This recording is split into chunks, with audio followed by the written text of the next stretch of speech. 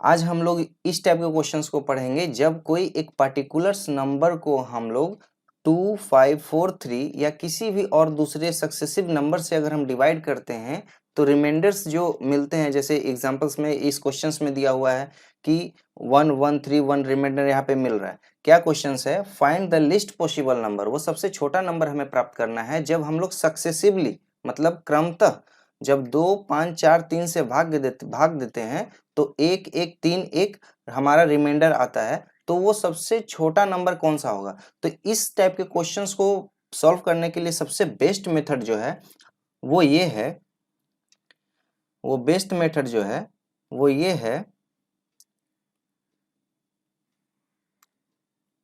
हम लोग बचपन से पढ़ते आ रहे हैं कि dividend equals divisor into quotient plus remainder होता है। ठीक है, तो यहाँ पे भी हम लोग उसी चीज का कंसेप्ट यूज करेंगे क्योंकि ये उसी चैप्टर से ये लिया गया है क्वेश्चंस, तो उसी चैप्टर से लिया गया है। ये आरआरबी, एनटीपीसी या फिर एसएससी सीजीएल्स के लिए बहुत ही फेमस क्वेश्चंस है और ये बार बार रिपीट होते हैं एग्जाम्स में, तो इस टाइप के क्वेश्चंस को हमें देखना बहुत जरूरी है। ये जो है ये सक्सेसिव हम लोग इसको डिवाइड कर रहे हैं और ये इधर हम लोग रिमाइंडर लिख रहे हैं। ये हम क्या लिख रहे हैं? रिमाइंडर लिख रहे हैं। इधर हम लोग रिमाइंडर लिख रहे हैं। ठीक है, अगर हम मानते हैं कि यहाँ पे x आया होगा, डिविडेंड अगर हमारा पे यहाँ पे इस वाले वैल्यू के लिए x आया होगा, तो हम लोग यहाँ पे क्या लिख सकते हैं? तो हम लोग थोड़ा सा कलर चेंज करके हम अच्छे से बताना चाहते हैं आपको कि ये जो होगा, हम लोग क्या पढ़ते हैं कि डिविडेंड जो होता है, डिविडेंड जो होता है divisor into quotient plus remainder. ठीक है, हम लोग डिवाइड करते हैं तो यहाँ पे जो होता है उसको क्या बोलते हैं? डिविडेंट बोलते हैं। और ये क्या होता है? क्वोटिएंट होता है। और ये क्या होता है? डिवाइजर होता है। और यहाँ पे क्या होता है? रिमाइंडर होता है। तो बस हम इसी कंसेप्ट को यूज करके यहाँ पे सॉल्व करना चाहते हैं। ये क्या है? डिवाइजर है। और ये क्या है? क्वोटिएंट है। और ये क्या है? रिमाइंडर है। ये हमारे पास क्या है? डिवाइजर। ये है हमारे पास क्वोटिएंट और ये हमारे पास है रिमाइंडर। तो हम लोग इसको लिख सकते हैं 3x प्लस 1। यहाँ पे 3x प्लस 1 होगा जब ये है इस, और ये क्या हो गया? अब ये जो हो गया डिविडेंड हुआ बट ये इसके लिए था। अब यहाँ पे जो लिखेंगे वो क्या लिखेंगे? 4 3 12x प्लस 4 और प्लस 3, तो ये मिलकर क्या हो जाएंगे? 7 हो जाएंगे, होंगे ना? तो हम डायरेक्ट ही 7 लिख देते हैं। क्यों? क्योंकि स्पेस यहाँ पे कम है, तो हम समझाने के लिए यहाँ पे 4 प्लस 3 लिख रहे थे। 4 प्लस 3 तो बच्चों को मालूम है कि क्या होता है? 7 होता है। ठीक है, तो यहाँ पे हम लोग 7 डायरेक्ट लिख दे रहे हैं। ठीक है, अब यहाँ पे क्या होगा? तो 12 5 60, 60x प्लस 7 5 35 और 1 36, यहाँ पे ही होंगे। अब यहाँ पे क्या हो जाएंगे? 62 जा 120x प्लस 36 दूनी 72 और 1 73। अब देखिए हम यहाँ पे एक चीज और बहुत अच्छा चीज समझाना चाहते हैं। ये जो नंबर आएगा ना, जो ये लिस्ट पॉसिबल नंबर पूछ रहा है, वो यही नंबर होंगे, वो यही नंबर होंगे, वो यही नंबर होंगे। तो अब हम आंसर में तो ऐसा नंबर दिया नहीं है कि 120x प्लस 73 हो, तो हम आंसर में कैसे टिक लगाएंगे? देखिए यहाँ पे बहुत ही आपको अच्छे से समझाना चाह रहा हूं कि अगर हम 5 को डिवाइड करते हैं 3 से तो हमारे पास क्या आते हैं? क्वोटिएंट 0 आते हैं कि नहीं? और रिमाइंडर क्या आते हैं? 3 आते हैं।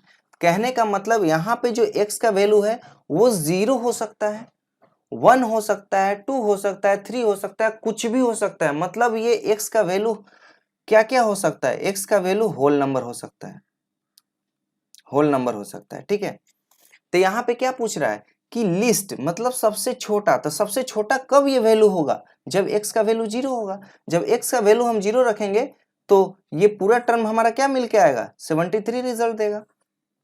और ऑप्शंस में क्या है? 73 है।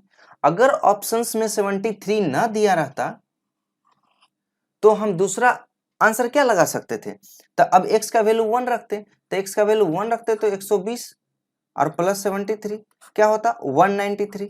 तो क्या ऑप्शंस में है? 193 भी है। देखिए दोनों वैल्यू जो है वो सेटिस्फाइड कर रहा है ये पूरे क्वेश्चंस को, ये पूरे क्वेश्चंस को कि दो 5 4 3 से अगर डिवाइड करेंगे तो 1 1 3 1 हमारे पास रिमाइंडर आएगा। ये भी सेटिस्फाई कर रहा है, ये भी सेटिस्फाई कर रहा है, लेकिन हमें आंसर कौन सा देना है? लिस्ट देना है, सबसे छोटा देना है, इसलिए हमारा आंसर क्या हो जाएगा? 73 विल बी द आंसर।